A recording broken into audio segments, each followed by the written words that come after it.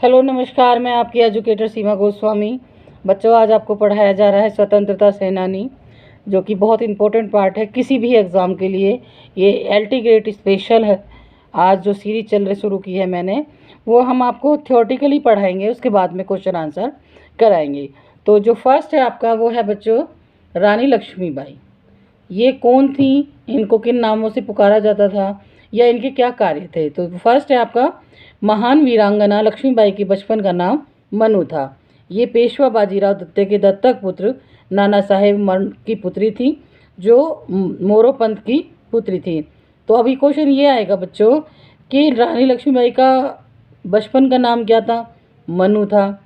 ये पेशवा, इनका जो लालन पालन किया था वो कौन थे? तो पेशवा बाजीराव द्वितीय के दत्तक पुत्र थे नाना साहेब मोरोपंत। ये किन की पुत्री थी? मोरोपंत की पुत्री थी। पूरा नाम नाना साहेब मोरोपंत था। इसके अलावा बच्चों, इनका जो लालन पालन हुआ था, जो इनका लालन पोषण हुआ था, इनकी जो परवरिश हुई थी, वो अंग्रेजों के पेशवा बाजीराव द्वितीय की देखरेख में बिठूर में हुआ था। यानी अंग्रेजों से जो पेंशन प्राप्त कर रहे थे वो थे पेशवा बाजीराव द्वितीय। उन्हीं की देखरेख में इनकी परवरिश हुई है, इनका लालन पालन हुआ है। इसके अलावा बच्चों, बाजीराव इन्हें छबीली कहते थे।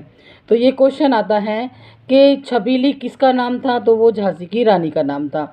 बाजीराव किस नाम से पुकारते थे? उनको प्यार से पुकारते थे तो वो छबीली के नाम से पुकारते थे। इसके अलावा जो उनका लालन पालन किया है वो किसने किया है?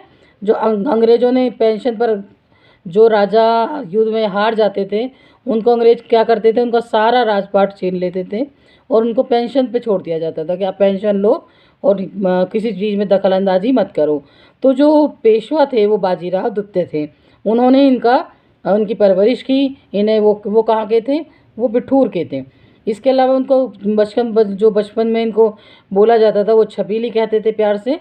पेशवा ने इन्होंने घुड़सवारी और तलवारबाजी की सीख दी, या इनकी जो एक तरीके से कह सकते हैं इनको एजुकेट किया, यानी इनको पढ़ाया, या उनको ये तलवारबाजी सिखाई थी या घुड़सवारी सिखाई थी, वो पेशवा ने ही सिखाई थी। इनका विवाह झांसी के महाराज गंगाधर से हुआ और इनका नाम मनु से रानी लक्ष्मीबाई हो गया। जल्दी ही ये विधवा हो गई थी।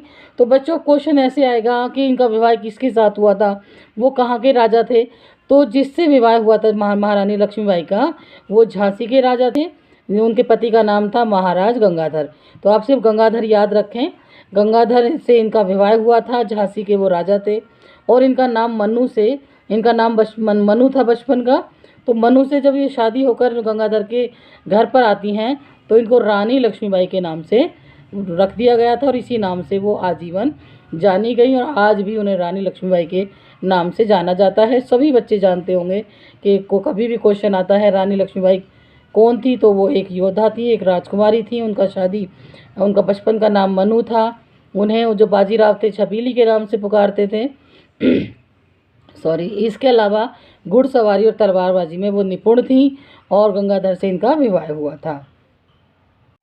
जब वो विधवा हो जाती हैं तो इनकी शादी जब गंगाधर से होती है और बहुत ही कम एज में गंगाधर की मृत्यु हो जाती है और ये विधवा होती हैं, तो गंगाधर